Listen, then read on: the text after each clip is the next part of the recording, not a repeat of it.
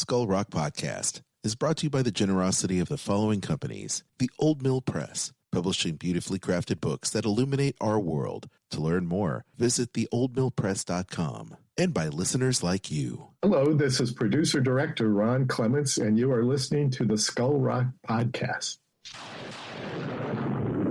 Aye, mateys, remember this as the day you sailed with the Skull Rock Podcast. Proceed at your own risk, and mark well me words, mateys. Dead men tell no tale. Welcome to another edition of Skull Rock Podcast, the show about all things Disney and pop culture. Every week we take you behind the scenes of some of your favorite Disney films, theme park attractions, performances, books, music, as well as what's streaming, what's in theaters, and what's happening in this universe of entertainment. I'm Aljon, musician and longtime Disney, Marvel, Star Wars, and pop culturist. And you can email me, Aljon, A-L-J-O-N, at skullrockpodcast.com. And I'm Kat, back again for Dave Bossert. I'm an experiential producer. I'm a film historian. Welcome to the Skull Rock Podcast. If you love Disney and pop culture, please subscribe to the show wherever you get your podcasts. You can follow on Facebook, X, Blue Sky, Instagram, LinkedIn, and of course on the YouTube channel. And you can always reach Dave over at dave@skullrockpodcast.com. Hi, Aljon. Hey, welcome back, Kat. It's another week, and Dave is out getting situated, but always great to have you in the co-pilot seat for another week. Always happy to be here. Yes. So we're going to talk about the happenings over the week in pop culture and what you've been up to. And I would like to say that I appreciate everyone who likes, shares, and subscribes to this show. I know I sound like a shill every time I say, click the bell over there on YouTube and subscribe to the show. But honestly, every little bit helps the algorithm promote the show to more people. So I really appreciate that. The other thing I want to say, and I'm not going to spend a whole lot of time on this because I did get some notes from some people. There seemed to be some audio dropouts.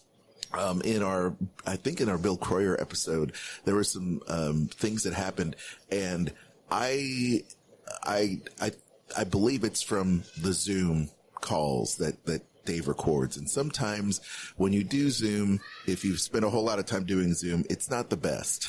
Okay. And, you really have to have a really great wired connection, and sometimes dropouts do happen. It's not because of AI or the stuff that I do. I on occasion, I will take the podcast and I will cinch up the audio so it removes a lot of dead space. And I had been using some AI to do it. And if it gets too tight, and it cuts out too much, I'll just say, forget about it. I'm not going to do it. A little behind the scenes here, just so it's a better experience for everybody. And sometimes I think when you're listening to these things, sometimes some dead air is okay because you have people kind of processing and thinking about what exactly is happening. So anyway, needless to say, hopefully down the road, we're going to have better connections, and I'll hopefully Dave, now that he's on the other side of the planet, will be able to, have better Zoom calls, etc. Sometimes it's just the way of things. It is frustrating though at times, and we do a lot of Zoom calls and a lot of conference calls, Kat, and technology is as good as it is. Sometimes it's not that good. Truly. It's unpredictable, unfortunately. Are we truly spoiled? Is that where we're at? Are we truly spoiled? God, yes. Yeah. Yeah. Well, having said that, this week, once again, Bill Kroyer is back for part 3. It is Bill Kroyer month here on Skull Rock Podcast, and I've been learning a lot. It's unbelievable that these giants of filmmaking and technology get to be on this show. I am truly a fly on the wall when it comes to these things, because Bill is so integral to the computer generated graphics and animation that we experience today. We take that for granted too, speaking of technology. But I'm always a student with these people, so I can't wait to delve into it when Dave talks more to Bill this week.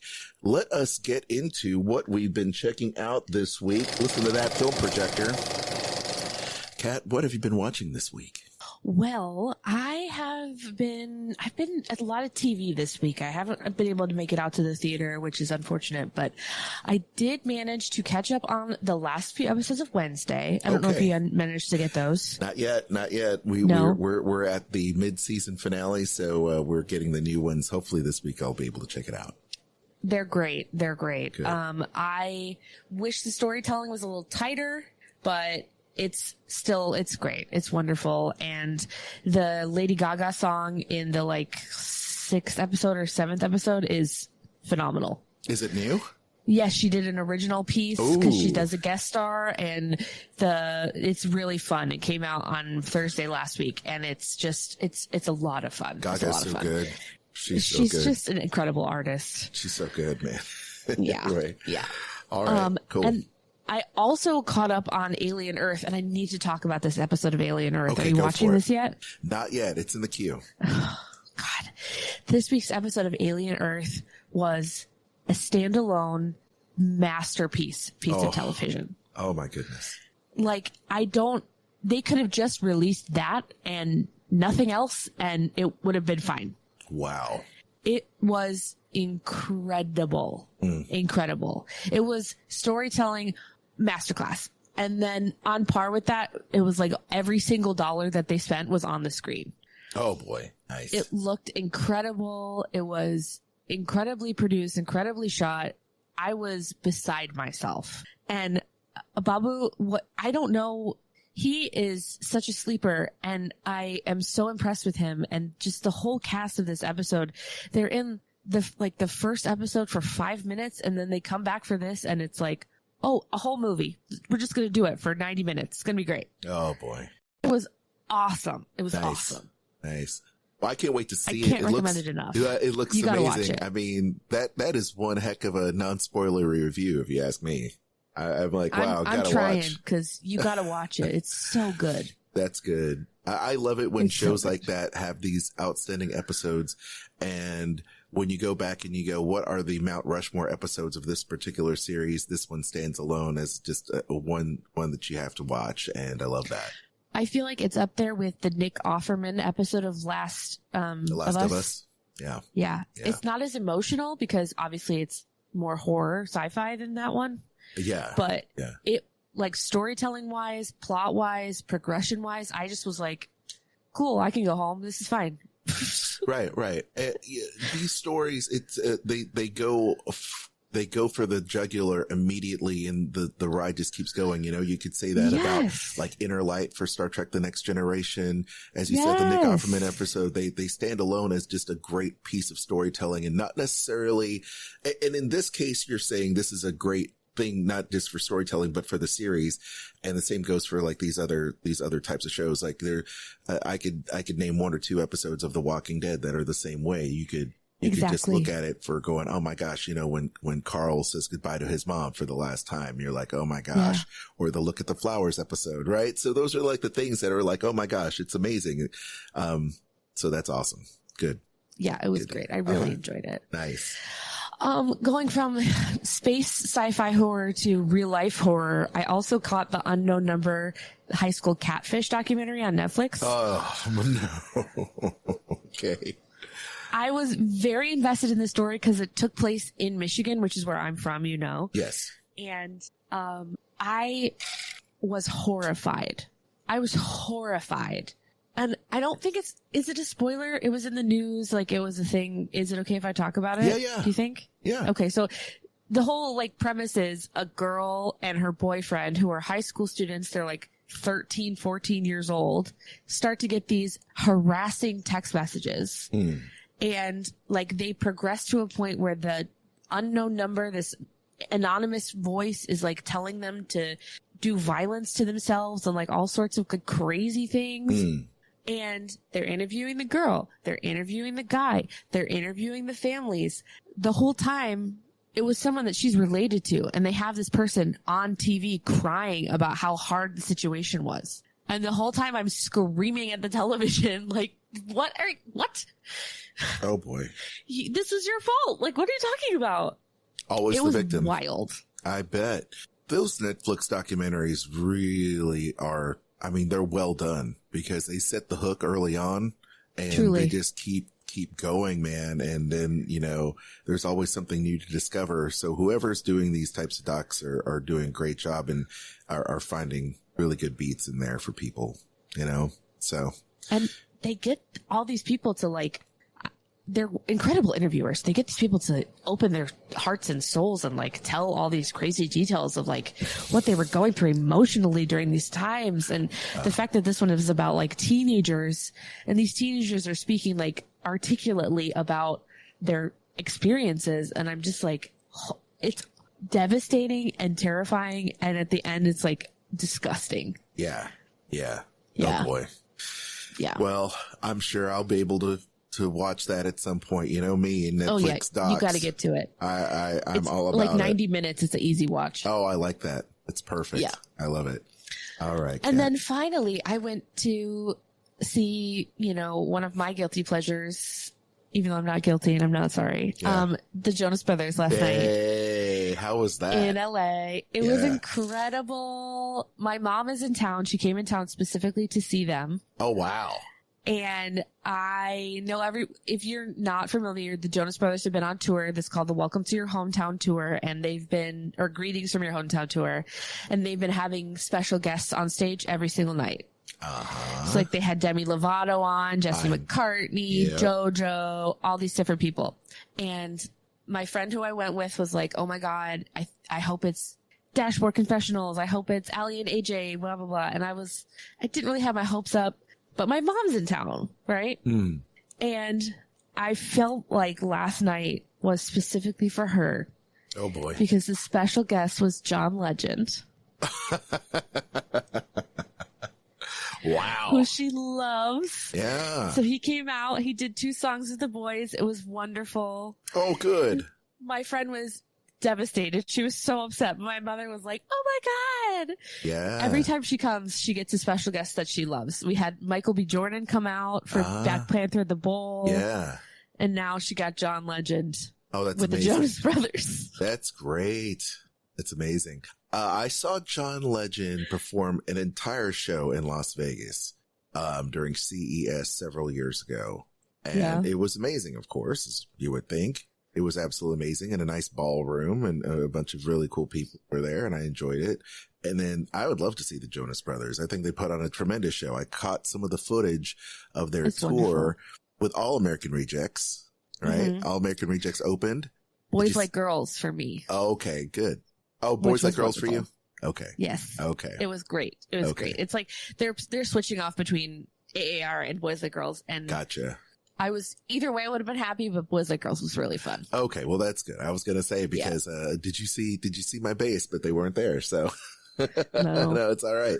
But no, it's good because I saw what they're doing on the show. They're pulling out all the stops, and they're playing all my guitars, which I'm super excited about. And I saw the footage from the other night with Demi Lovato, which was great. Oh yeah.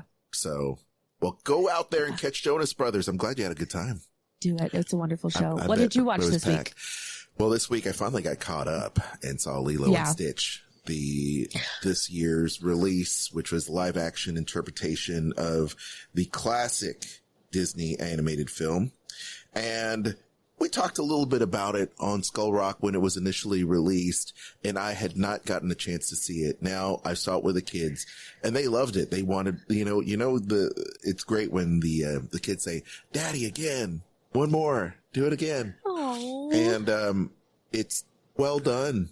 I'm glad they gave it a little bit of a boost from being just a Disney Plus show.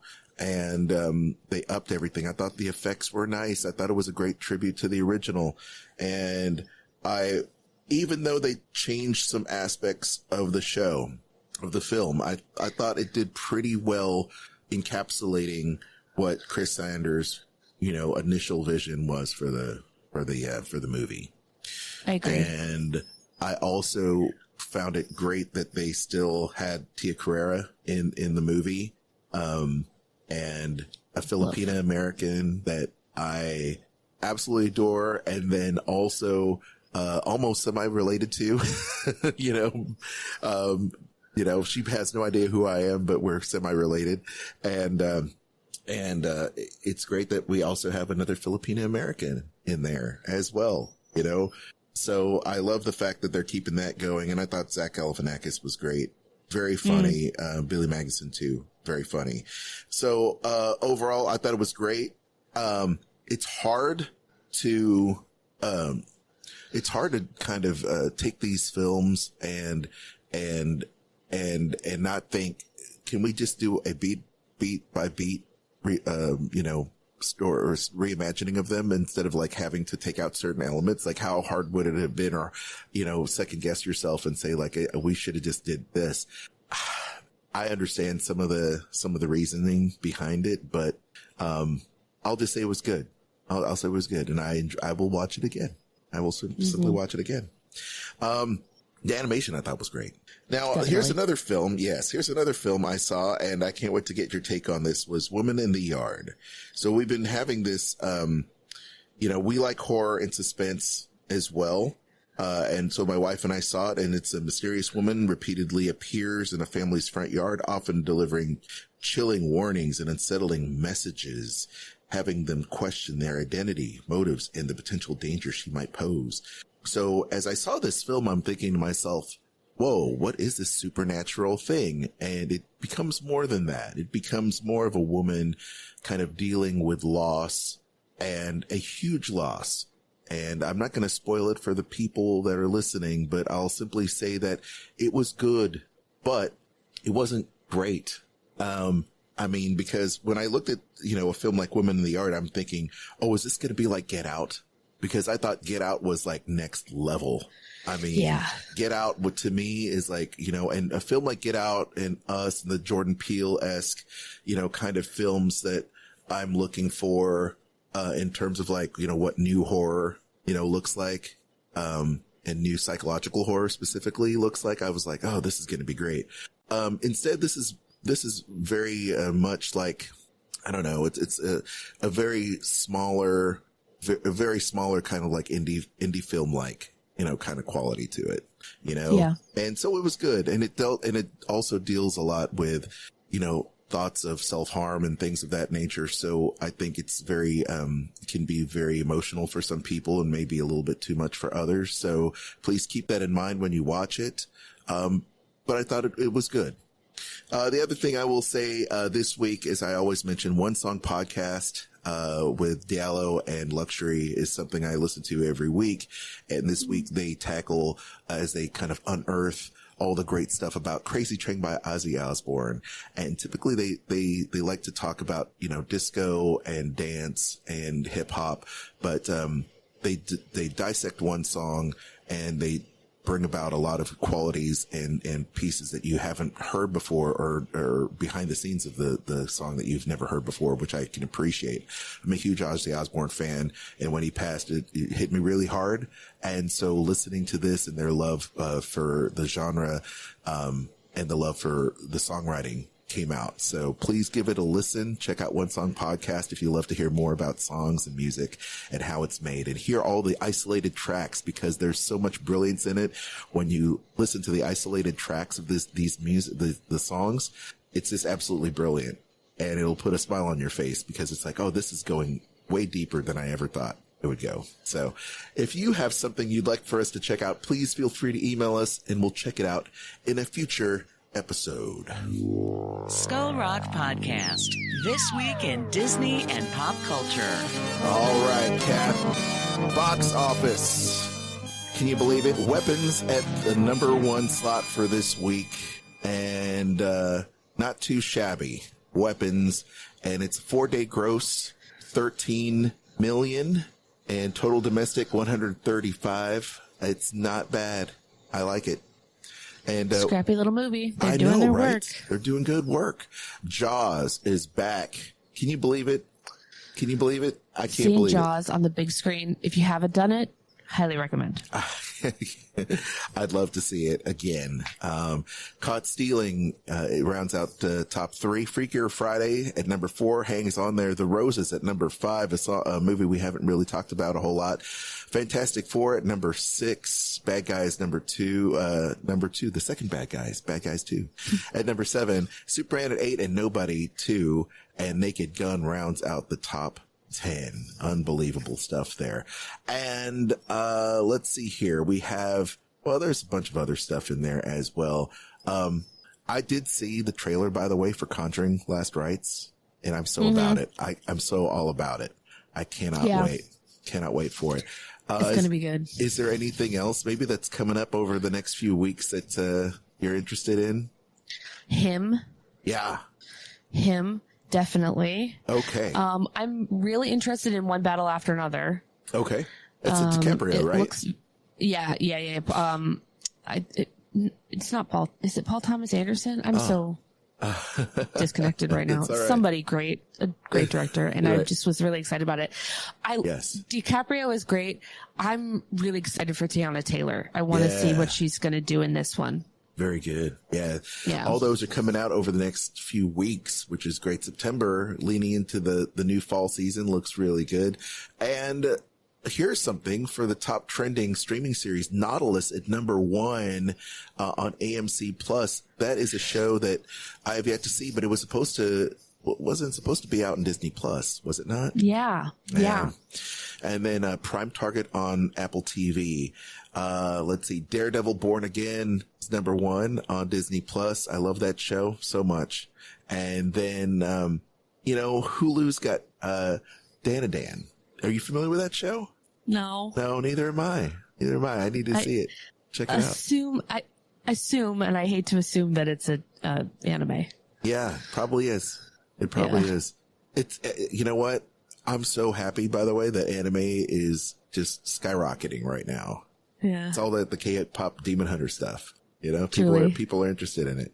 Okay, gang. So there is that. Let us talk about some Disney news. We didn't talk about this, but after 27 years of operation, one of my favorite Disney rides is finally closing February 1st of next year. It's Dinosaur.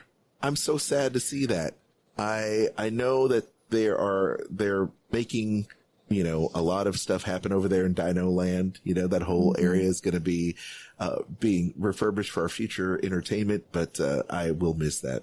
I will miss it a lot. So do you have any thoughts about Dinosaur?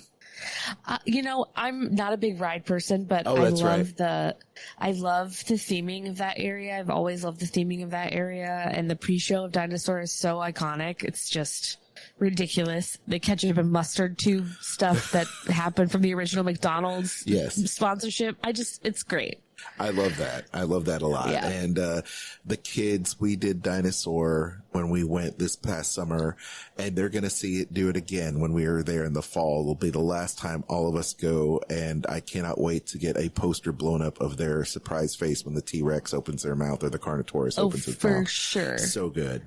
The new color palette announced for Cinderella's Castle this week, and some people are going to go, well, I never really noticed. People are like, it's the same. It's fine. It doesn't really matter to me, but it probably matters to someone like you, Kat, does it not? When they changed the original to that pinky shade that she's been for the past few years, yes. I was, it was a choice. It was a choice. It was a choice. It looked great for the time that it was up, but I think that this classic look of the gray with the blue spires is just, it's so recognizable. And when you talk about this castle with people who don't look at this website every single day, or don't visit every year and see it in person and know that it's this weird pink shade right now, I think in your mind, you think of this gray palette, and just restoring it to that palette I think it's going to be lovely. I really do. I think it is too. I really love the classic look of it all.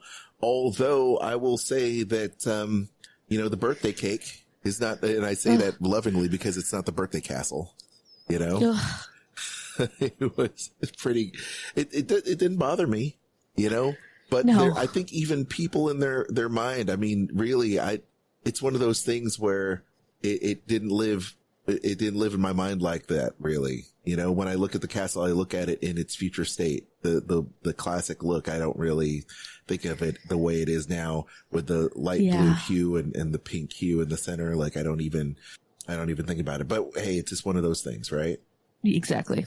Now, I tell you, Andreas Deja making the headlines this week. Andreas Deja, Disney legend, been on this show numerous times, and just a wonderful human being, was announced as consultant for the Villains Theme Land over there at the D23 Destination D event. And I loved it. I love the fact that I put legend with like flaming heart emojis, and then like Disney highlighted that and like pinned my comment. And I love it because Andreas is just amazing. Did you check out the little mini doc they put out with Andreas talking about his work on Disney Villains? I haven't yet, but I really want to because it looks incredible. It's so good. So there's a video message, and they played it during the panel. And of course, Disney legend, former animator, just amazing human being, Andreas Deja, known for his work on Gaston and Beauty and the Beast, and of course, Jafar and Aladdin and Scar and the Lion King. I don't think there's anyone that is more qualified to help consult on this Villains Theme Land for the Magic Kingdom, which I am super stoked about. Everything that they're putting there, from the types of inspiration on the Disney Parks blog with all the gates and the walls, the structures and the types of ceilings that almost have an H.R. Geiger kind of look to it. Speaking of Alien, because we like Alien, right? Truly. And the kind of gothic kind of inspired looks and the research that is going into it is really great.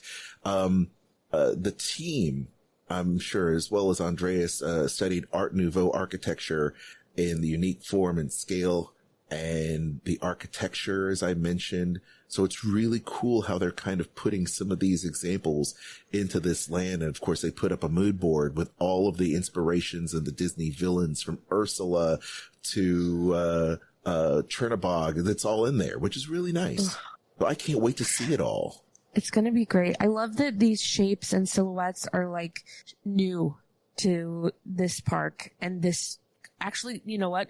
The North American parks in general, these silhouettes are so identifiable as Art Nouveau, and there's really nothing else like it in the parks currently. So I think it's going to give a beautiful, otherworldly, magical existence to this land, and I can't wait to see it. I can't either. The grays, blues, greens, and purples are going to be so vivid. I cannot wait to see it at night.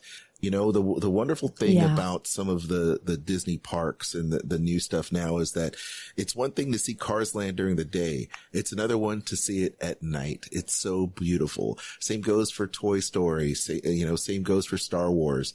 And I cannot wait for this, and Pandora too, especially. Of course. Can't when forget. it comes alive in a different way at night. And I cannot wait. And once again, do yourself a favor, go out of your way to check out the Andreas Deja quick clip. It's several minutes and you're going to love it. It's full. It's awesome. Speaking of great guys, James Gunn unveils Man of Tomorrow as his Superman follow-up. The feature with Lex Luthor and Superman will arrive in theaters in 2027. I'm not surprised at this. Kat, were you able to see Superman at all? I was able to see Superman. Did you like it? I was there, and it happened. Oh. Okay. I'm a hater. I'm a hater. I'm a Marvel girl through and through. I know you are. I am too. I'm a Marvel guy. But, yeah. And so is my wife. We love Marvel, and I love James Gunn's work in Brightburn. I liked James Gunn's filmmaking, and I really appreciated his work in Guardians of the Galaxy a lot. Yes. I'm a huge fan, especially of Guardians of the Galaxy 3, because I'm such a Rocket fan. And so that really hit hard for me. I love the holiday special too, because spending it with Drax and Mantis was wonderful. I really enjoyed that, but not necessarily the biggest fan of the Superman. Kat? I loved the supporting cast. Okay. I thought Eddie Gathegi was incredible. Yep. the entirety of the crew, the like Daily Planet crew. Yeah. Like, I want an Office style sitcom with them, just doing nonsense. I would watch 10 episodes of that. But I was not as enthralled with this movie as a lot of people are. I was really, I'm going to be perfectly honest. I was bored in the theater. I was bored. Oh, yeah. Yeah. Well, I've heard that from a lot. I've heard that from a lot of people, but I'm hoping that they will find their footing and they'll be able to kind of write things, because I like the Peacemaker series on Max, or HBO now. So I really like Peacemaker. It's irreverent. It's great. All the trappings of James Gunn films, is in there. And I'm looking forward to seeing more of the animated stuff. You know, I don't subscribe. I'm an on and off subscriber. So when I turn it on, I have to like binge watch everything. Get it all. Yeah, exactly. Get all what I can. But and the Peacemaker is really wonderful and smart, and all the animated shows that they're doing are, DC animation can't miss. They do great work. There hasn't been a bad DC animated series. The last thing I saw was Crisis on Infinite Earths. Yeah. When they did that, animated film, or series, I guess. The Creature Commandos, like it's good.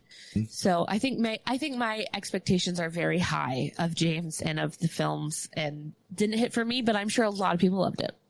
Well, the announcement was accompanied by a drawing by DC head Jim Lee, one of my all-time favorite, illustrators, featuring Lex Luthor in a green and purple mech suit, which I love from the Superpowers action figures when I was growing up, with Superman leaning against him and a slight smile on his face as he holds a screwdriver.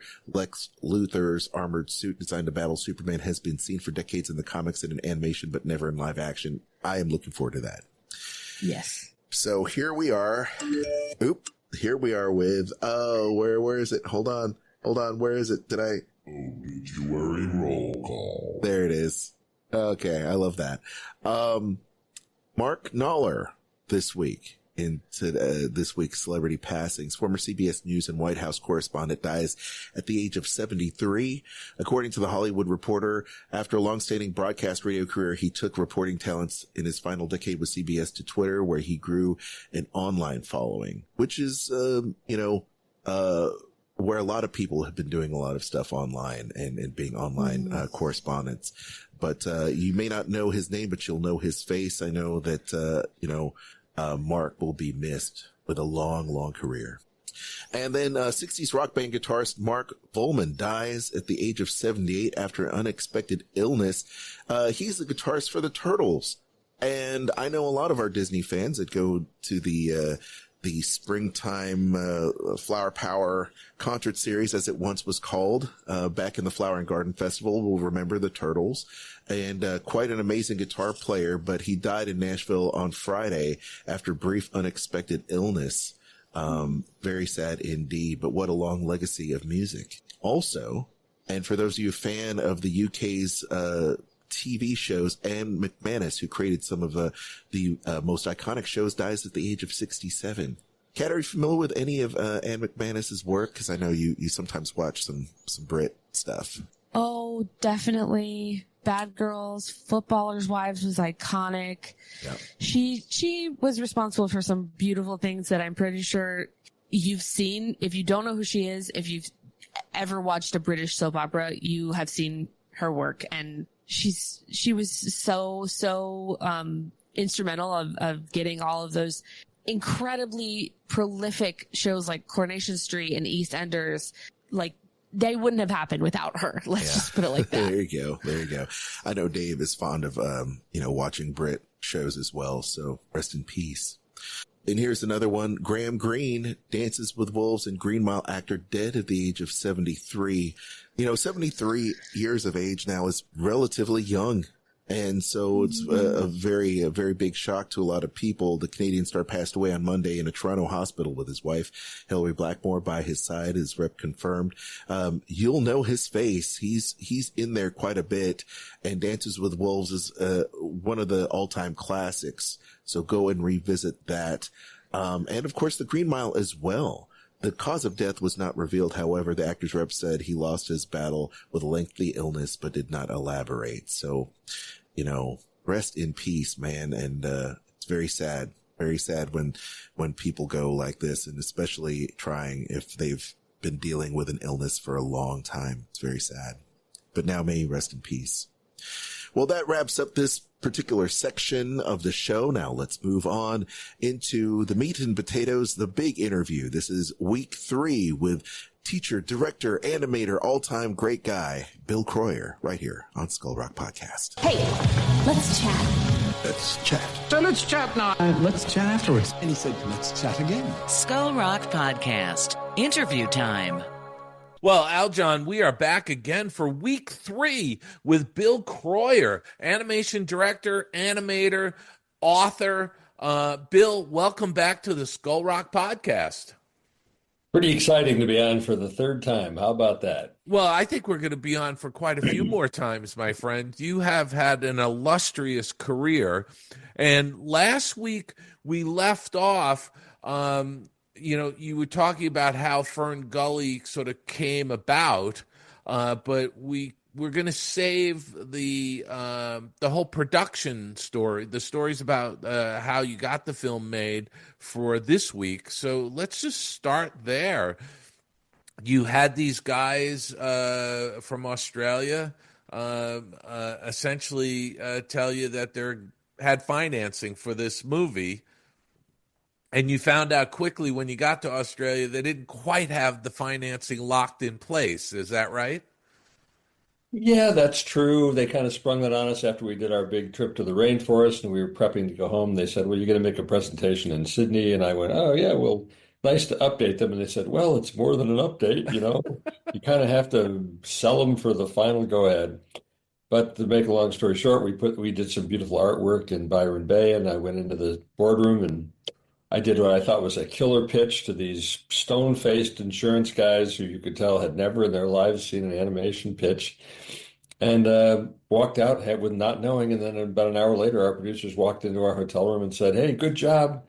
We're a go. So that began our 2-year odyssey of making the movie, of literally building the studio as we made a movie. I can't think of anybody that's ever done what we did. Because we literally came back from Australia with our 12 people in our little office in Burbank, and we proceeded to find a huge facility, the Stroh's Brewery in Van Nuys. We proceeded to fill it with desks and equipment and editing stuff, and basically build an entire animation production studio, and then make a movie and have it all done in 2 years. It was quite the accomplishment. So let's step back for a second, because I'm curious. You had small offices in Burbank, and so when you got back from Australia, you had to find how big of a space.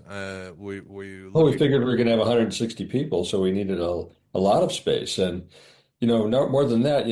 Parking is really important in Los Angeles, because you can rent offices like in the downtown area, but if you don't have parking nearby, it becomes a real pain, and we had a woman who was a friend of ours who was a real estate agent. We asked her to go out and start looking at commercial properties. Interestingly, the first 2 properties she found after we put a bid in, Disney came in and took them. And we started to get a little bit paranoid that Disney was trying to undercut us, because they took a space over what is now the WED over there by WED in that industrial park in Glendale. Okay, yeah. They took another space. I can't remember where that was. We're getting a little paranoid, and then we found what year was that about? This is end of 89, 90, beginning of 1990. It's like January of 1990. And so she finally found this space in Van Nuys. And did I tell you the story last week about the feng shui incident? No. On the way back from Australia, I had stopped in Singapore, and I had spent the night there, and I was reading. I had to pass through because of a flight situation, and I'm reading the newspaper in my hotel in Singapore, and I'm reading about this beautiful skyscraper in downtown Singapore that's about to be demolished. And as the story related, this building had been built a few years before by some Western developers. And all the feng shui practitioners in Singapore said, do not build a building on that site. It's bad feng shui. It's terrible feng shui. No one will ever. And they just thought that never heard of this. They thought it was silly. So they invested millions and built this beautiful skyscraper. It never attracted a single tenant. So after like 4 years of complete being empty, they decided to cut their losses and tear the building down. And I started thinking, what is feng shui? I've never heard of such a thing. And I started reading about it. And I called our producer back in LA and I said, hey, when you think you found a building for us, find a feng shui practitioner. There's a huge Chinatown out there in like East LA, out by Monrovia. He's got to be some feng shui practitioners. Find one and have them, check out our building. And it took like hours to convince her that I was serious. She could not believe I was serious about that. And to tell you the truth, I'm not sure we ever found anybody, but that was kind of a funny incident. So anyway, she did find the Strosbury. It had recently been vacated by Stroh's. It was over in Van Nuys, and it was a great little building. It was a very modern, mid-century building, walled, floor-to-ceiling windows, a lot of light, and it had a 400 space parking lot, huge parking lot, and it was just ideal, and it was a good price, so we leased that, and that was our home for the next 3 years. We made Fern Gully there, and then after Fern Gully, we were trying to develop things, and then we were basically driven out of there by the '94 earthquake, the Northridge earthquake. Pretty much wrecked that building and drove us out of there. So. Wow. So you got that building, you had the parking space. What was the next step for you? Well, of course, Sue did the Herculean task of staffing up. We had to find all these people, and luckily for us at the time, the animation business was pretty good, and things were doing well, and we knew so many people. We had so many good friends, and because we attracted such key artists like Ralph Eggleston and Tony Fucilli and Greg Banzo and Kathy Zielinski. When the word got out that we had an A-list crew, it really wasn't hard to attract great animators. And more importantly, the thing that I think and a lot of people who aren't in animation don't know is that if you don't have great assistants and great cleanup people, great animation never makes it to the screen. And so we were very fortunate there to get Dory Littell Herrick on board as our head of assistants. And she put together just an incredible crew of assistants and cleanup people, which was, as you know, so critical to an animated 2D film. So we had that going. We had great background painters. I had my CG staff from my own company that we moved in there. And, we just kept staffing up as the project ramped, the production ramped. And I can't remember how we even got animation desks. I think we built them, out of plywood. Yeah, we just built them out of plywood and cut holes in them and had lights behind them. And, it was like, you patch together a studio, and that's how we did it. But the morale of that place was the highest of any place you've ever been in. And I don't know if you've ever personally met anybody who worked on Fern Gully, but everybody says it was the best experience they ever had. We've had a ton of people that I've interviewed. Aljon and I have talked with over the years that we've been doing the podcast. Many of them whom have worked on on Fern Gully. So we've heard bits and pieces, but to talk to you, who really was at the epicenter of it and setting this whole thing up. What were some of the pitfalls at the beginning, though? There had to have been some queasiness. I mean, you've got producers from Australia. It's being financed by an insurance company in Sydney. Our producers were live action guys, and they had no idea how the animation process worked. They didn't know anybody in the business. They didn't know who to trust. We knew the people who were the best designers. And so the first hurdle was getting the characters designed, because they came in with terrible design ideas, just atrociously horrible production design ideas, which we had to talk them out of, and we reproduced a lot of great art and finally convinced them to go a certain way. The character designs were the same thing. Tony Fucilli came up with a design for Krista in Byron Bay in like the first month of the thing. And we loved the design. We said, this is it, man, we've nailed it. They made us do 50 other designs. We had to hire other freelance character designers. We had to show them like 50 other designs before we went right back and got them to finally agree to go with Tony's design. So we wasted time and money on that. They also didn't understand the principle of when you sign off on a design, we're putting that into the pipeline and you can't change it 2 months from now. You can't be looking at something on the screen and go, let's change this. No, we can't change that. We have to go back and do everything. And so it got to the point where I had to have the Peter Feynman, who was one of the producers. I made him physically sign every single model sheet, every single character expression sheet, with the understanding that your signature means if you change this, you have to pay for it. Whatever it costs. And I'll never forget the look in his face. Every time I'd sit him down at the table to sign, things, he would have this look at me like, it was pretty funny. We had, the casting of the voices was produced one of the most, I think, hilarious close calls of the whole thing. We liked this actress called, oh man, I'm trying to remember. We had a young actress we had in mind for Krista that we thought would be good. But the producers came in and they said, no, no, no, we already got it. I go, what do you mean? We want, who's the Irish actress who saved her head? I'm having a senile moment here. Sinead O'Connor. Sinead O'Connor. We've got to have Sinead O'Connor as Krista. And I go, Sinead O'Connor? Wait a minute, she can't even act. He goes, no, no, no, she's perfect. She's like a rebel, and she's young. We got to have Sinead O'Connor. And I said, we all hated that idea. And they said, we're going to go to Ireland and give her a test. You're going to fly to Ireland? You're going to pay all that money? And they said, yeah, we're going to do that. Our producers were spending money like that all the time. So they go over to Ireland and they do this voice test with Sinead O'Connor and they bring it back. And we're all sitting around in the room, me and Sue and Ralph and the Australians and our casting director, Marcy Lira, and they're playing this tape of Sinead O'Connor. And I think Wayne is feeding her the lines, where she goes,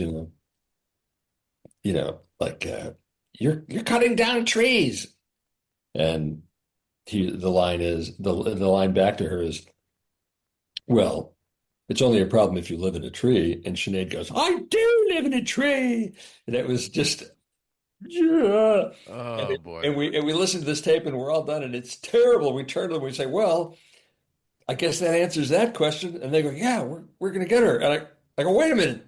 Didn't you just listen to this tape and it's just awful? And they go, no, no, no. We think she can do it. We think if we get her an acting coach and a dialect coach, she can do it. And we're like, oh my God. And then it turned out, of course, that Sinead discovered that how much work it was going to be and how much she was going to get paid. And she finally decided, you know what? I'm going to pass. So she saved us by passing. Wow. And we ended up not having to use her. But that was our closest call in the casting. The rest of the casting fell into place pretty easily. Of course, Robin Williams was the home run, the Grand Slam home run of the cast, because when we designed the baddie character, who is the little bat that when you tweak his wires, he changes personalities. Who could do that? Well, Robin Williams was the perfect choice. And we approached him and were amazed that he would agree to take the meeting. So I flew up to Marin County with Wayne and Peter, the two producers, and the three of us met Robin at the Marriott there in Marin at Larkspur, just sat in a hotel room with him. And he was, he's Robin Williams. He's like the nicest guy in the world, right? And we explained the whole thing to him, and he liked the story, and he liked the sincerity behind the idea that we were really doing this to save the rainforest. And he committed right after that. And that turned out to be, of course, one of the greatest things about the movie. His performance anchors the movie. It's brilliant. It's hilarious. And so it was a pleasure to work with him, too. He was just such a wonderful guy, such a fun guy. So once the voice cast was in place and you recorded your dialogue, you were able to essentially get going on the animation. Well, everything's going at once. I mean, everything's overlapping. You're designing, you're storyboarding like crazy because you have to get storyboards up on reels before you can really understand the sequence to understand everything that's got to go into it. So we had a good story crew, and we were cranking things out like crazy. And in a way, it was a little bit like Tron in that when a limited budget, you can't redo things a lot, Yeah. And so we had to commit to our story pretty quickly. Luckily, we had a pretty reasonably solid story outline from the start, and we were just cranking ahead with this with storyboards and throwing into layout, into animation. It was the whole thing was. Who was head of story for you? Who's the head of story? The head of story, it was Tom Mazzacco was head of story. Okay. And then Ken Bruce was a story artist, and then of course Tony and Ralph and Doug Frankel and a lot of guys were pitching in the very beginning before animation because you can't animate without a story reel. So we had Sure. all these animators doing storyboards as well, and that's how we put the whole thing together. It really, I was sort of head of story because I boarded a lot myself, and in a movie like that, the one thing that made the movie go is I was making decisions about everything like immediately. It was the only way to do it. You couldn't have a bureaucracy. You couldn't work with a chain of command. I had to be kind of aware of things all the time. And yes, let's do this, let's do that. That was the only reason the project could move forward with the speed it did. How did you manage the producers who clearly didn't have animation experience? Well, it was a lot of it was, look, you know, you try to educate them as you go. You try to build faith as you go that we're making the right decisions and this is happening. The one guy that was the problem, Wayne Young, who was the original guy who started the project as a producer, was not hard to handle because he wasn't really that creative. And he seemed to be occupied with other things all the time. He really loved living in Hollywood. He loved just hanging out in Hollywood. So he wasn't around that much. Peter Feynman, who was the director of Crocodile Dundee, of course, as a director, you're very, very, definite about your opinions. And so he was the toughest thing to deal with. I mean, he was very tough for me to deal with in the beginning. We were locked, just knocking heads on things, and it was in arguing in the editing room and really getting, having a hard time. And then the blessing was Peter got another movie. He got a film deal to do this movie called Dutch, and he was gone. He went off and he was gone for the rest of the production because it took him a year to make this movie. So when he left, a lot of our problems were solved as far as getting the pipeline done. But I've never even known how much the producers spent on this movie because we weren't aware of that. We had our own budget, at Kroyer, it was called Kroyer Production Services, with the company I set up to do the movie. We had our own budget. We were fed about $13 million out of the 20 million. Whatever happened to the other 7 million, I never really know. I mean, they did music out of that, but the producers were spending money on themselves like crazy. You had no idea what they were doing. I mean, like flying to Ireland to Ireland, yeah. record Sinead O'Connor. The most hilarious story was when the movie, as you know, an animated picture, a big picture, especially in a startup company, you start slow, and then as your production gains things, you exponentially start to increase in production. Well, after a few months, if you looked at the projection of how fast we were working, you would think we would never finish the movie. Right. We had faith that we were going to be picking up on a typical, and we would finish the movie, but the company that was funding it did not. And so they hired 2 other producers to come over. So we had 10 producers on the movie, and only one of them was ever there. And then these 2 guys showed up from Australia, who they had been hired by the Australian company that was funding the movie. They came over to get a handle on what was going on. Well, of course, they never had any animation experience.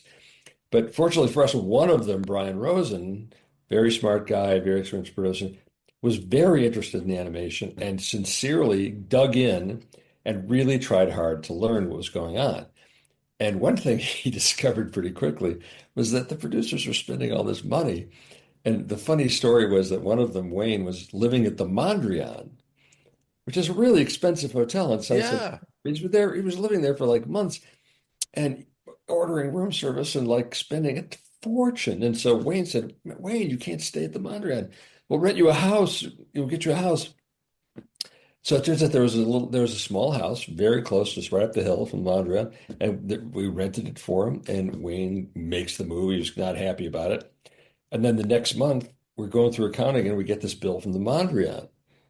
We go, wait, this can't be right, And we called the Mondrian and says, this can't be right. You're sending us this huge bill. The guy doesn't live there anymore. And they say, no, he doesn't live there anymore, but he keeps ordering. He orders room service every day, and we have to run it up the hill with him. Oh no! Yeah, Oh my. Wow. And did you guys put a stop to that? that stopped. You Yeah. know, you look.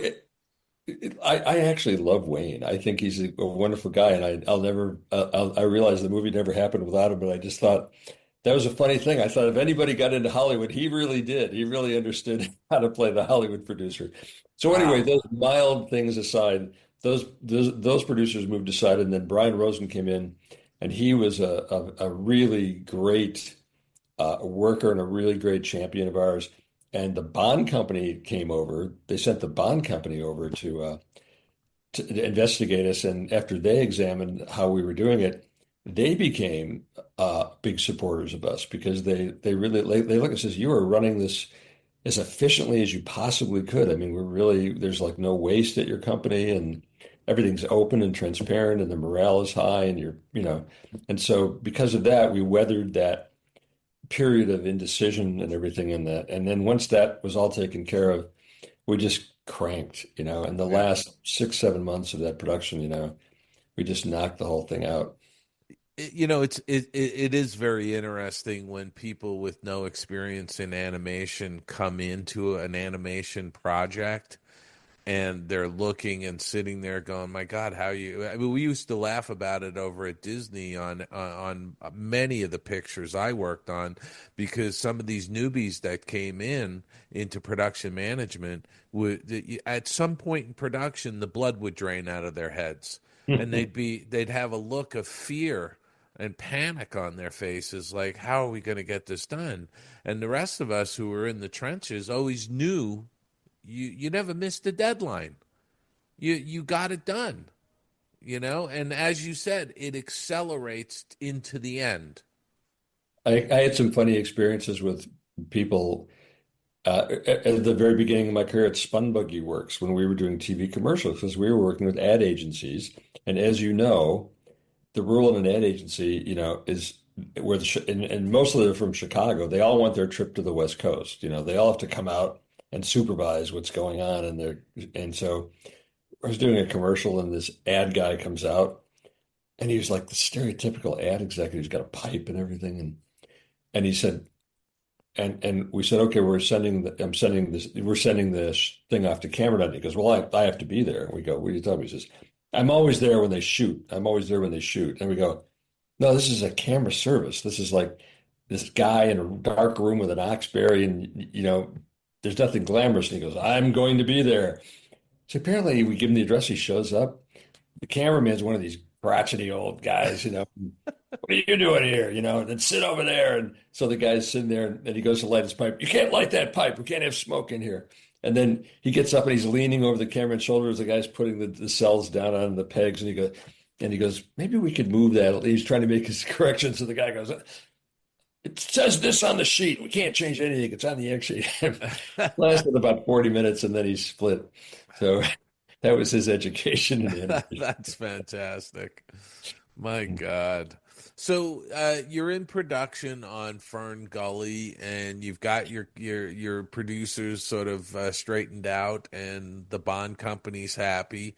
How was production? Any pitfalls, or was it fairly smooth sailing once you got rolling? Our crash and burn was that doubting of the finances. That was the crash and burn. Usually, in actuality, we had sort of I had a mental crash and burn with the story. Almost every story, as you know, in a feature, you get into it, it looks okay in the reels, start animating, you start looking at it, you start thinking, this is working, it's not working. I had this mental moment in the middle, like 2/3 of the movie, that it was just not working. I just really, Yeah. I was working so hard. I was working 80 hours a week and making decisions constantly. And I was animating all the computer graphics myself. I'd go in at like 7 in the morning and work till 9, animating all the CG stuff because nobody else could work as fast as me. And then I would be a director the rest of the day, and I'd work all day from 9 to 6, and then I'd go to what was the pub on Burbank there? There's an English pub on Burbank. I'd go there to have dinner, and I'd just sit there with all my mail and notes from the day. I'd go through those, and I'd get home at like the King's Arms? No. The King's Head is the one down in Santa Monica. Anyway, whatever it was, Yeah. I was really working really hard, and I was really getting frazzled. And I just had this kind of breakdown at one point. I was driving down the Santa Monica Freeway and I just kind of started crying, thinking I'm making a disaster. This film is going to be just a terrible movie. And you know, it was the problem is, when you're the director and you own the studio and no one else knows what they're doing above you, like the studio executives didn't care, the Australians didn't know what they were doing. It was really all totally on me, and it was a lot of pressure. And A that was a tremendous amount. I mean, that's a tremendous amount of pressure that because was a you've got tough the move. livelihoods of a crew of 160 people, and I think every film goes through that moment where a sequence has to be tossed out and reworked, or there's some major story issue that has to be dealt with. And you know what saved me right there is that Sue says, "You need a break. We're going to Hawaii." And she booked a 4-day. We left Friday morning and we spent Friday, Saturday, Sunday, and Monday in Hawaii and just forgot everything. And I just, for 4 days, I just snorkeled and, relaxed. And it just mentally kind of saved me. Mm. And it was kind of amazing that she did that. I'm right in the middle of production. She said, "No, no, the studio it'll run for 4 days without you." And off we went. And that was a kind of a mind-saving break. Uh, and then as we, went toward the finish, I mentioned in the book one of the most outrageous disasters that happened to us. When we were cell painting all of our work in Korea because there was, we were using Hano Productions. He's got hundreds of cell painters, and then they would ship all the cells back and we would photograph them here. And some of the biggest sequences were taking the longest time because, I computer animated that logging machine, the leveler, and we did those scenes with real dimensional camera moves and everything to make a super dramatic battle scene at the end of the movie. And those were some of the most complex scenes to paint. And we kept waiting for them. And finally, with like only about 2.5 months till release, they were scheduled to arrive. And my producer pulls me out of a meeting and she says, "You will not believe this, but those boxes arrived in LAX and they were stolen." And I went, "What?" And she says, "I got a call from customs. They have it on the tape. These two guys came in, picked our boxes up off the shelves, put them in a car. The license plates were taped over. They drove right out of the customs yards with all our cells." I mean, we've never found out who those people were. They were Disney executives. Now, I'm joking. I'm only joking. The rumor was that that customs had gotten notice that people were smuggling drugs into the United States in boxes shipped from Korea. And so somebody guessed that these guys had opened their boxes, put drugs in, sent them over, and retrieved them before they could go through customs. Whatever it was, we lost all of the stuff. And my gosh. It's a nightmare. And so what do you do now? Of course, we had Xeroxed all that stuff and we had copies, but they weren't going to be able to repaint it all. So unfortunately, I had to change some of those scenes into very simple, like pan cell scenes and everything. So when I watch the movie now, that was going to be the spectacular battle scene it works story-wise, but it's not that visually spectacular. It's not what you wanted it to be. And no, it's not. And you want to really blow the audience's mind at the end, and then but what a weird, how do you even prepare for that? That's craziness. Yeah, it was a really nutty thing. And that was one of the disasters. You just can't plan for every disaster. I mean, I would be questioning, how are people stealing boxes out of customs at LAX? Where are all the customs officials? We weren't allowed to steal them, huh? Yeah, that's a very good question. And I relate. I don't know if I related that story in our interview about my experience with Tech Threat, bringing it back from Korea and having them take the film away from me at customs. That was a nightmare. But anyway, on Fern Gully, that was the biggest thing to overcome, and we made it to the end. And Fern Gully, the moment of making it was such a highlight of my life, though, because the morale was so high. We had all these people humming. You'd do dailies every night and see wonderful new pencil tests. And we had this every Friday after work at 6, we'd have a big barbecue on the front lawn, and we had cheeseburgers and hamburgers on the grill, and it was just so much fun. And people around town started hearing about it. And I started getting celebrity visitors coming over to see what was going on with Ferngully. Frank and Ollie, of course, came in to see it, Hmm. and Julie Andrews came over one day. And Wow. I love Julie Andrews. She's like obviously one of the greatest icons in Yeah. movie history. She had an idea for an animated film, and she came over, and I gave her the tour. And it was a funny thing as I'm walking her around, and she's just being amazed. She'd never seen an animation studio, and I wanted to meet all the workers. And I get to Tony Fucilli's desk, and he's back in this alcove, and I say, Tony, come out. I want you to meet somebody. And he goes, oh, I can't come out. I said, Tony, no, you got to come out. I got something you want to do. Can't come out. What's going on? So I slip in behind the wall on his desk, and I look down, and he had gaffer taped himself to his chair because he was on a deadline to finish some character designs, and he kept getting up and leaving. So to make himself work, he had gaffer taped himself. And I turn around, and Julie Andrews is standing right there looking at my worker gaffer taped to his chair. I'm thinking, what kind of working conditions are you making these people work in? But anyway, she loved that. She's a lovely person too. Just Yeah, really. Will Smith came by one night, just showed Wow. up after shooting Fresh Prince and just wanted to see what's going on. And Sally Jessy Raphael, and then of course Warren Beatty came over, and he and Robert Towne had a movie idea.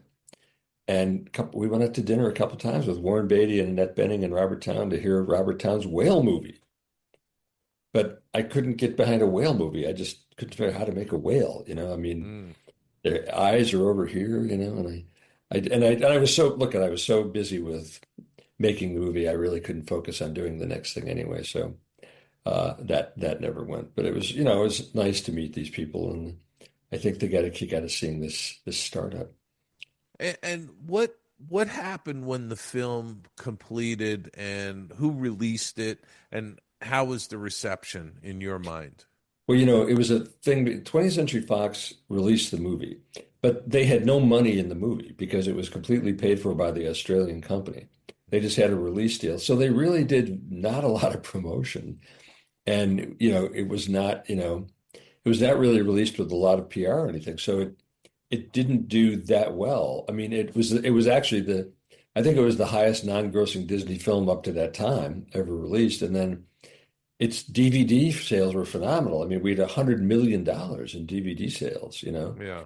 So by those measures, it did pretty well. So the movie was financially successful. Yeah, it was financially successful, but and now, of course, it has like a cult status kind of Yeah. recognition, which is so nice to have, the fact that it's still there. But it wasn't really a smash hit, but it was good enough where we felt we could get financing for something else. And as soon as it finished, of course, all my attention turned to trying to get another picture up. And we had my friend of mine had a company with a guy named Larry Horowitz, who had been Ted Kennedy's press secretary and had gotten into the industry and knew everybody. And Larry was a very, very heavy finance guy, and he got us meetings with everybody in town: Bob Daly, Terry Semel, Rupert Murdoch. We met with Rupert Murdoch personally at Fox. Wow. And so we got in, and they knew about Fern Gully, they knew about the company. Everybody had the same reaction. We're not interested in funding an independent company. We're thinking about this animation thing that we may want to have an in-house animation unit ourselves. And so that was what we had created by showing that we could make a movie outside of Disney and make something good. We had actually sort of put this thought in everybody's mind, maybe we should have a studio. And eventually, of course, that's what happened, is that Warner Brothers, started their own studio, and they approached Sue and I and said, we want you to come in and be the key people at our studio. And because we couldn't get anything going, we couldn't get funding for our own pictures, we ended up having to do that. Yeah, yeah. So, and I'm sure it was a disappointment for the crew. I mean, I'm sure the crew would have liked to have gone on to a new picture. Everybody would have loved it. Everybody would have. Unfortunately, I kept a lot of my key people on way too long. I spent all my profits, basically, all my personal profits, keeping my crew together, doing stupid little projects, trying to keep the studio on the hope that we would get a picture. And then we didn't. And I went I went way into debt. I mean, when I think of how much I was in debt, you know, it's kind of frightening to me that I went that far in debt. But, it was a crazy business. And, that's why animators need good businessmen, because we're not good businessmen. I was just following my instincts as an artist. Sure. Fortunately for me, you know, that Warner Brothers deal was, they wanted us so bad that they gave us a really lucrative deal, and I was able to wipe out my debts and go into Warner Brothers, whole. And so that part of it worked out. Was there ever any discussion of just selling the studio to a bigger company?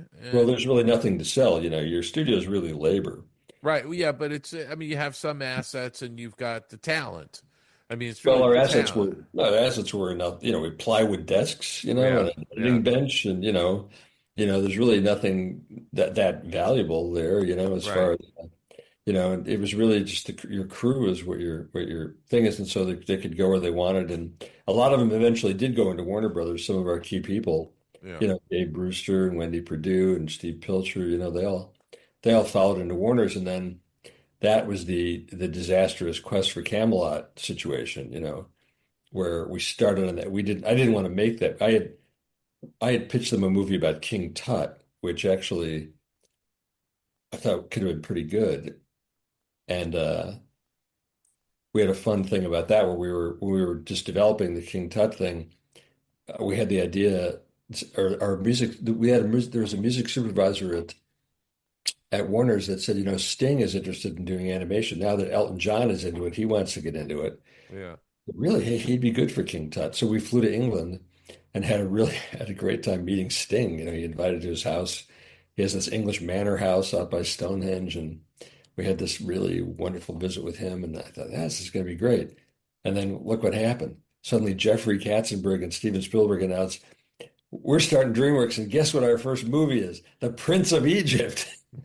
And so Warner Brothers goes, well, we're not going to make an Egyptian movie when they're making an Egyptian movie. So, but we've got this other movie already started that we didn't tell you about. It's called Quest for Camelot. What? And so then they had that thing, and and then they had another guy and they wanted me to team with a guy I've never directed before, and I agreed, being a team player. Okay, I'll try that. And we started to get into that movie, but it became my opinions of filmmaking and their opinions of taste were exactly opposite. Wow.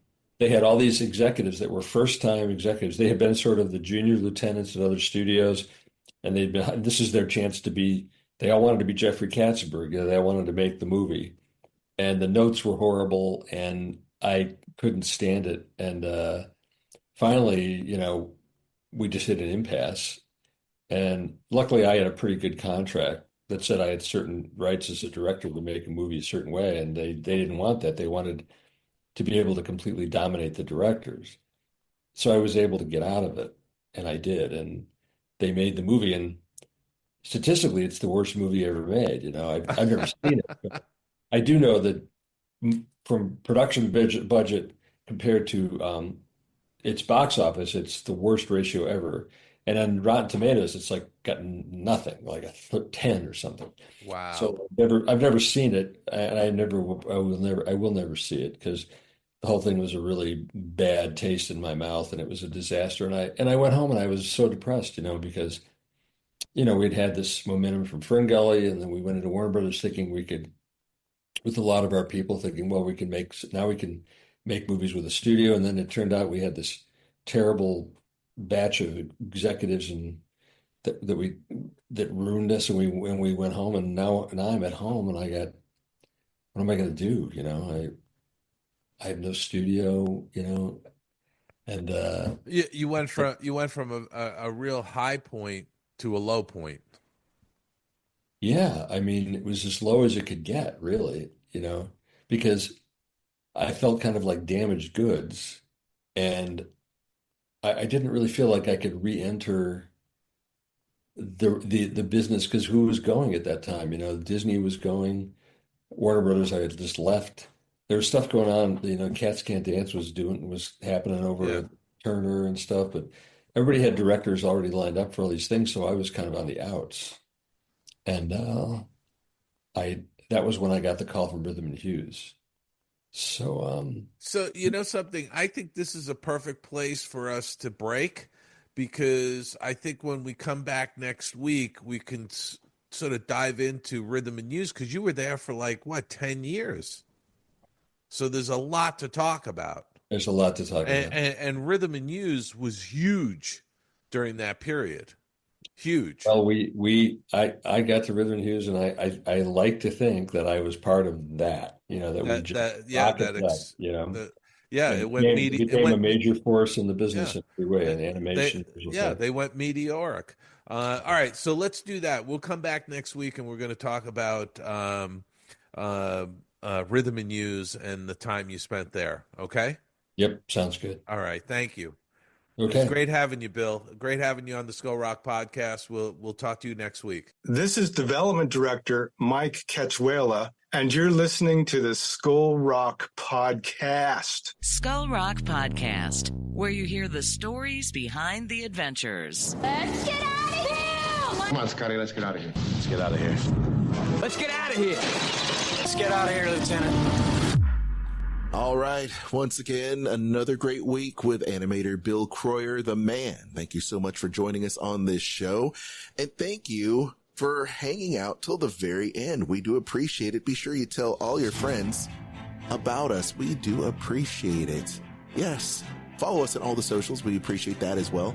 X, LinkedIn, Instagram. Be sure to follow us everywhere on YouTube as well. Give us a like and a subscribe. Yes, I will remind you to do that. You can also check out our plethora of shows, El Guapo, there at skullrockpodcast.com. All of our 400 plus shows are in there. I can't believe it. Also, be sure to check me out as well. Aljon Rocks on Instagram, Aljon Go, and check out all my fun posts. All right. You can also check out our other show that I have here with Kat, which is Dining at Disney podcast, which has a show every single week. We're a little bit late this week because I've been busy, but we will be posting a new show soon, and you'll check that out. And every week we talk about Disney parks and food. Kat, where can people check you out?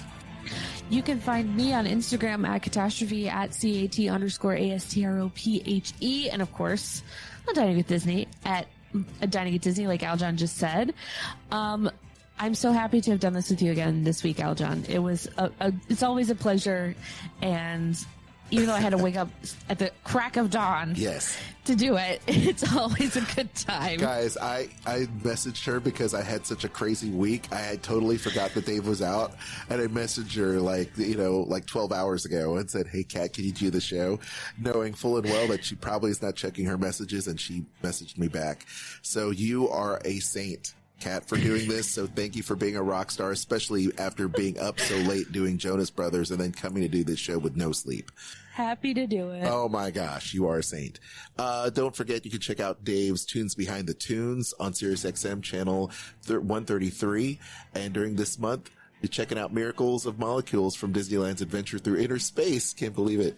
Old Mill Press is a great place to check out as well, because you get to check out all of Dave's books, including Find Your Happy Place, the 8-Step Guide to Boosting Your Creativity Through Personal Retreat, winner of a gold medal at the Fire Book Awards, among others. Check out davidbossert.com as well. That is davidbossert.com, because he not only has amazing essays that he's written throughout time, links to all these great essays, and they're free.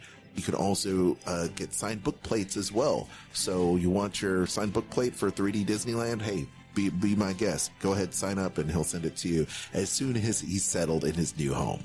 All right. So please check that out. Shout out to all our Patreon supporters. We do appreciate that as well. Thank you, Kat. You're the best. Dave, we love you. We miss you. And once again, as Dave says every single week, be good to each other. Have a great week and be safe. And we'll see you next week on an all-new episode of Skull Rock Podcast. Bye, Kat. Bye. It's time now for a Disney travel deal. This week, Kristen has an awesome deal for you. If you're interested in some sailings, Kristen, what is our travel deal for this week? I've got a few. I'm talking cruises this week, though. Oh. So kicking it off is Disney Cruise Line, and right now they have a very limited time offer. They don't run this very often, so this is a big deal. They're going to have 50% off the third and fourth guest on select sailings. And this is going to be for the Disney Magic, the Wonder, Dream, Fantasy, and Wish for sailing dates beginning October 3rd, and it's going to be through March 30th of next year. So that's a good bit of time to take a cruise, save some money, but you must book by October 12th. So you got till then. For those of you looking to cruise, another great deal going on right now. And this goes until the 31st, I believe, of August. You can take advantage of this deal on Royal Caribbean. 60% off the second person, third and fourth guest sail free. On top of that, they have a Labor Day deal where you can get up to 40% off on beverage packages, as well as up to a $50 bonus on the short Caribbean cruises. So the clock is ticking. Literally, they have it on the site. Oh. The hours, minutes, and seconds until the deal ends. Oh, that's good. But they've got tons of cruises that go out of Port Canaveral. The Star of the Seas, which just set sail, the newest ship from them right now, is a part of this deal. So if you're looking to cruise, I highly recommend taking advantage of this. Awesome. Well, how can people take advantage of this or any other cruise deal, or maybe take advantage of some Universal deals? Well, they can contact me at Kristen, Kristen, at Magical Journeys Travel.